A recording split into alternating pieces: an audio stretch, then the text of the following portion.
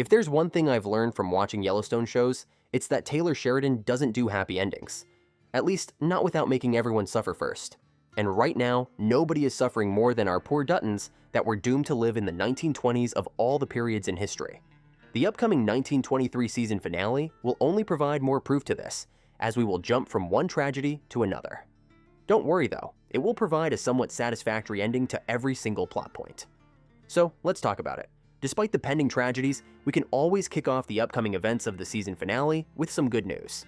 As many of us expected, Spencer is finally making it to Montana. It's been a literal eternity of obstacles, and I was starting to think he'd never make it.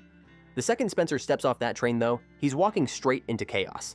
A full-on shootout is about to erupt, with Jacob, the sheriff's men, and Donald's forces all waiting for him at the station.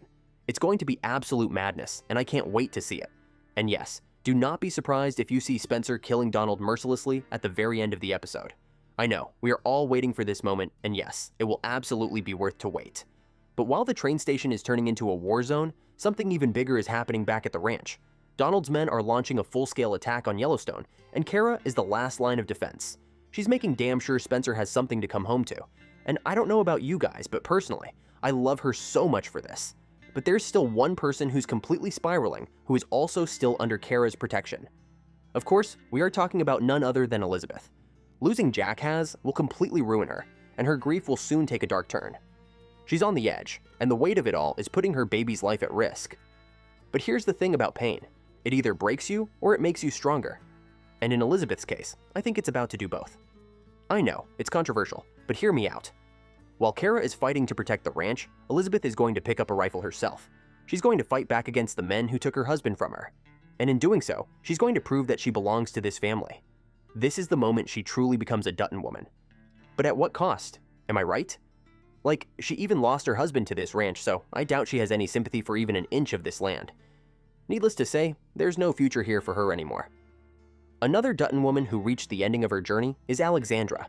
She is trapped in the middle of nowhere, buried under snow with a dead woman in her car, and her only hope of reaching Montana is officially gone.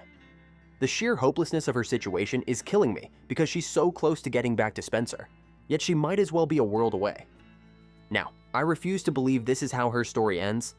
One theory that makes a lot of sense is that the car is actually close to a railroad, but I know that it sounds like a stretch at this point. Plus, behind the scenes, rumors rarely mention Alexandra, and we already watched all her scenes in the trailers. So, do not be surprised if the show starts with showing Alexandra being frozen to death in the car. In other words, we will watch the entire rest of the episode knowing that Spencer is fighting for no reason basically. Because even though he is not aware of it yet, he already lost his wife. Meanwhile, Tiana has a pretty busy season, and things will somehow manage to get even busier for her. She lost her father, mourned her lover, and taken her revenge on Father Renault. And now, Marshal Mammy Fawcett is closing in on her, and the law isn't on her side. I know she had every reason to kill that priest, but the world doesn't care.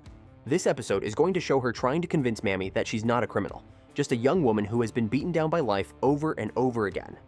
At first, Mammy is dead set on arresting her, but then something shifts. He learns a shocking truth that changes everything, and that truth? Tiana is pregnant.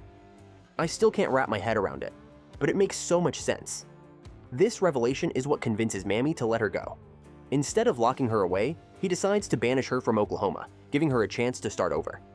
And thank God for that, because I already know she ends up in Montana. She's the grandmother of Thomas Rainwater after all. So, do not be surprised to get a Tiana spin-off series taking place in the 1920s of Montana pretty soon. For more weekly updates on 1923, make sure to like and follow. Meanwhile, the video on the screen might also interest you.